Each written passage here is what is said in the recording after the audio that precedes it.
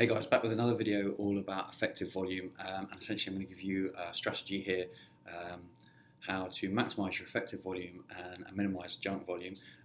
But for anyone who hasn't sort of seen other videos or exactly sure what effective and junk volume is, just give you a little bit of background about training volume, how it can be so important to your gains, but also how you want to make sure that you're getting the most out of it rather than just doing a bunch of wasted effort and training volume. So researchers identified that there's a dose-response relationship between training and volume and hypertrophy. So basically the more volume you do without exceeding your capacity to recover, the more you grow. Problem is most people are misinterpreting this information and getting subpar results. They make a mistake of doing junk volume, and as the name implies, junk volume is training volume with no added benefit, or it's a waste of time and effort. So don't make that mistake. Instead, what you should try and do is to strive to do as much effective volume as possible. And so let me get into how we can do that. So first of all, let me define effective volume. So effective volume is the minimum amount of training which maximally stimulates the anabolic processes. So for example, it spikes muscle protein synthesis. Easy for me to say, I have to put my teeth back in. MPS, definitely easier to say, but it maximally stimulates that to the highest possible levels, whereas junk volume is any training you do past that point. So if 6 sets can max it out for the day for that body part, doing 7, 8, 9, 10 or more sets doesn't have any additive effect, doesn't enhance anabolic pathways. All it does is create more fatigue and slow down your ability to get some food and nutrition and rest in you and to grow. So just to give you a practical example of how this happens, because people think, they hear about how important training volume is and they just think more is better. People just think in terms of per session as opposed to volume across the week, and really you should be thinking about how can I accumulate volume, effective volume across the week.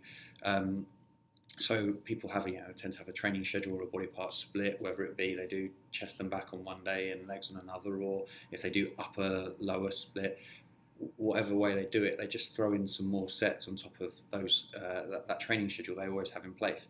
And quite often, if you do that, you're just getting this junk volume. With those sessions you had in place, you're already maxing out muscle gain, and just putting more sets on top doesn't really have an additive effect to your results.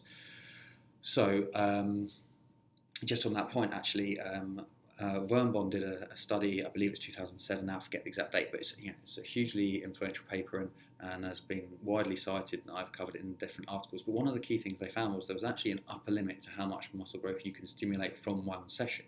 So on that basis, you're better off training a muscle as frequently as it can recover with effective volume than just trashing it, because trashing it with hugely high volume sets and reps per session doesn't cause more growth. So just sort of thinking back to what Lee Haney once said, stimulate, don't annihilate. So think of that when you're planning your training. And just to give you some guidelines on what the research says, at the moment, anywhere between 3 and 10 sets per body part per session seems to be enough to maximise the muscle protein synthesis and that threshold for gains. Now, of course, that range is really big, 3 to 10 sets. It's impossible to give an exact number because everybody is different, but bear in mind that research was done on relative beginners, so maybe more like anywhere between 6 and 12 sets for most intermediate guys is effective. However, just be aware of that fact that more per session isn't better. And almost certainly after 10 sets, diminishing returns kick in pretty quickly, and at some point the response will be completely blunted if you just keep throwing set upon set within one session. So if you think about how most people train, that's a problem. They have these body part splits, and they do sort of 3, 4, 5 exercises per muscle group, and for 3 or 4 maybe more sets, and so they're doing 18, 19, 20 plus sets per session, and they're basically just a waste of energy past the halfway point probably.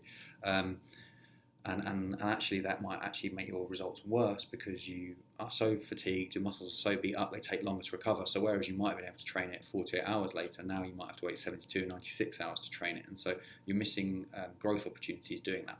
So how can you work around this and maximise effective volume? Well, manipulating your training frequency is one way to do that. to get an optimal hypertrophy stimulus, you should do as much effective volume as possible, and you want to try and eradicate junk volume. So rather than just throwing extra sets into your existing schedule, how about thinking outside the box a little bit and change your training split and the frequency with which you hit each muscle group. Instead of training it once a week with 18 sets, do 3 workouts per week of 6 sets. And actually, if you're splitting it up, you probably find you could do 7 or maybe 8 sets per session.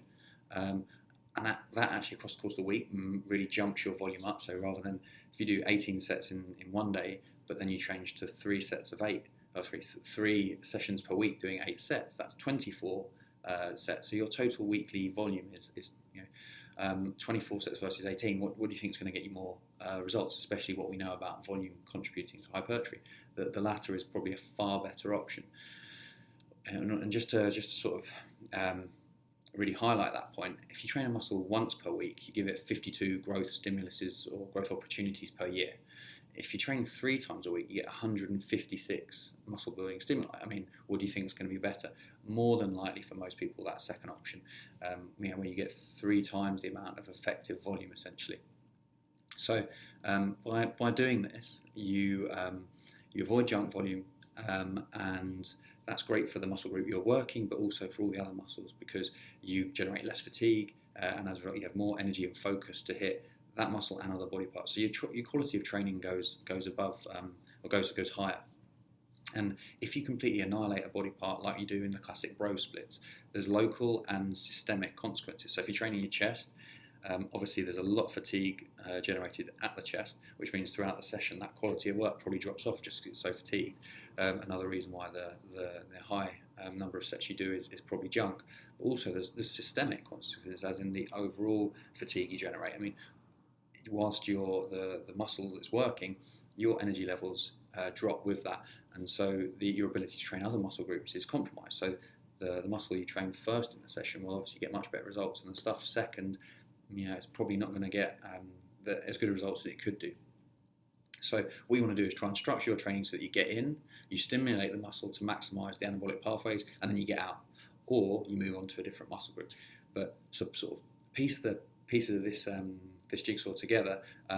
Here's some guidelines to go with to achieve effective volume. So what I'd say is you should train each muscle group 2, probably 3 times a week for smaller muscles, and then use 1 to 2 exercises per session for that muscle group. And if it's a bigger muscle, use 2 exercises for smaller muscles like arms or calves. You could probably get away with one exercise per session. And then each time you train it, you probably want to be doing somewhere between 3 and 10 sets for most people that are relatively advanced or have been training a while. I'd say anywhere in the 6 to 10 sets per body part per session range, and make that somewhere between 40 and 70 total reps to start off with, and incrementally you can sneak those reps up. Following a push-pull split works really well with this, because then you could train 6 days a week and hit each muscle 3 times. And by push, it's a whole body push, so that means your quads as well as your upper body pushing muscles, so your chest, triceps, the anterior delts. And pulling is the hamstrings and glutes, as well as your back, biceps, and rear delts, for example.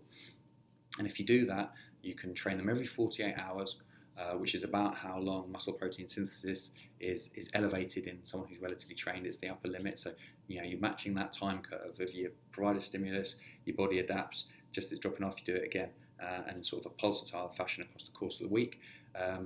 And I think it's a really effective, powerful way to keep you growing.